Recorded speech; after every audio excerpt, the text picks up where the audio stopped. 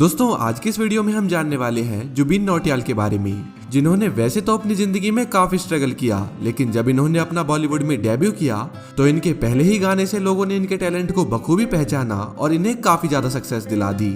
लेकिन इनका अब तक का सफर काफी ज्यादा कठिन रहा। और दोस्तों अगर आप जुबिन नौटियाल के फैन हैं तो आप इस वीडियो को अंत तक जरूर देखिएगा, क्योंकि इस वीडियो के खत्म होते होते आपको जुबिन नौटियाल के बारे में कुछ ऐसी बातें जानने को मिलेंगी जो कि अब से पहले आपने शायद ही सुनी होंगी।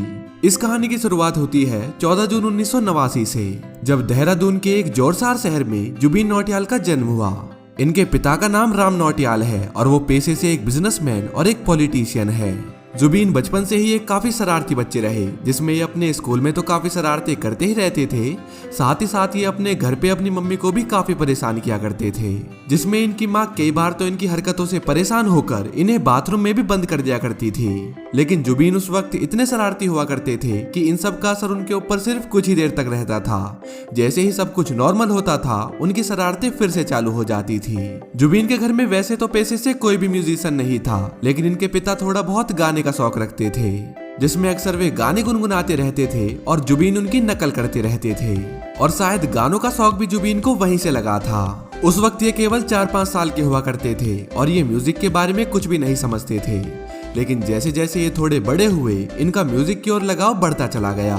इन्होंने अपनी 8th तक की पढ़ाई सेंट जोसेफ एकेडमी देहरादून से पूरी की, लेकिन इनके इस स्कूल में म्यूजिक क्लास नहीं हुआ करती थी, जिसके बाद इन्होंने अपने पिता से अपना किसी दूसरे स्कूल में एडमिशन करवाने के लिए रिक्वेस्ट की। अब अपनी 10th और 12th एक म्यूजिक स्कूल से कर लेने के बाद इनकी थिंकिंग पूरी तरह से बदल चुकी थी, क्योंकि जहां ये पहले सिंगिंग अपने शौक के लिए क्या करते थे, अब ये इसे अपना करियर बनाना चाहते थे। अब 18 साल की उम्र तक इन्होंने काफी अच्छी सिंगिंग तो सीख ही ली थी, साथ ही साथ ये गिटार और पियानो जैसे कई म्यूजिक इंस्ट्रूमेंट्स को भी यूज करना सीख गए थे। अब इन्होंने देहरादून में होने वाले कई लाइव फंक्शंस में पार्टिसिपेट किया और अब देखते ही देखते जुबिन नौटियाल देहरादून में एज अ सिंगर फेमस होने लगे थे। जुबिन नौटियाल हमेशा से ही एक समाज सेवी भी रहे हैं, क्योंकि जब देहरादून में इनकी सिंगिंग से जो भी अर्निंग होती थी, ये अपनी उस सारी अर्निंग को डोनेट कर दिया करते थे। जुबिन नौटियाल को वैसे तो हम में से ज्यादातर लोग आज एज अ सिंगर ही जानते हैं, लेकिन हम में से बहुत कम लोगों को ही ये पता होगा कि जुबिन नौटियाल मार्शल आर्ट में ब्लैक बेल्ट हैं। अब अपनी स्कूलिंग पूरी हो जाने के बाद ये अपने करियर को थोड़ा और आगे बढ़ाने के लिए मुंबई आना चाहते थे, और इनकी फैमिली को इनकी सिंगिंग पर इतना विश्वास था कि उन्होंने इन्हें मुंबई भेज दिया। मुंबई आकर अब ये अपनी सिंगिंग के साथ साथ अपनी ग्रेजुएशन भी पूरी कर रहे थे, और मुंबई आकर जो इनका सबसे बड़ा सपना था वो था AR रहमान से मिलना। लेकिन उस वक्त AR रहमान से मिलना इतना आसान बिल्कुल नहीं हुआ करता था, लेकिन फिर भी काफी जद्दोजहद करने के बाद जुबिन नौटियाल एक दिन AR रहमान से मिल ही गए। AR रहमान से मिलकर जुबिन नौटियाल ने कहा कि मैं आपको कुछ सुनाना चाहता हूँ। AR रहमान के पास बहुत कम समय था, लेकिन फिर भी AR रहमान ने कहा सुनाओ। जुबिन नौटियाल की आवाज को सुनकर AR रहमान ने इनकी आवाज की तारीफ की, लेकिन साथ ही साथ ये भी कहा कि इंडियन म्यूजिक इंडस्ट्री में आने के लिए तुम्हें अभी और भी मेहनत करनी होगी।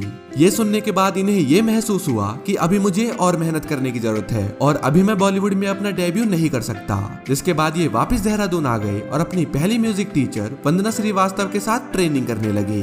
इसके अलावा ये अलग अलग शहरों में जाकर भी सिंगिंग सीखने का प्रयास करते रहते थे, जिसमें इन्होंने चेन्नई और बंगाल जैसे शहरों में काफी समय बिताया है।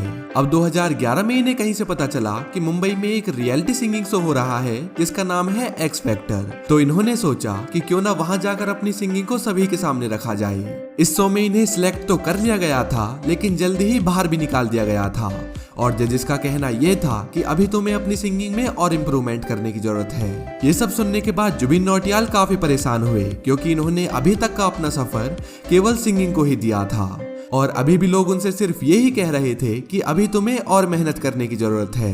अब ये अपनी सिंगिंग पर तो काम कर ही रहे थे, इसके साथ साथ ये कई म्यूजिक प्रोडक्शन हाउसेस के भी दरवाजे खटखटाने लगे। जुबिन नौटियाल को कोई मेन सॉन्ग करने का तो मौका नहीं मिल पाता था, लेकिन इन्होंने इस दौरान कई स्क्रैचेस सॉन्ग जरूर गाए थे।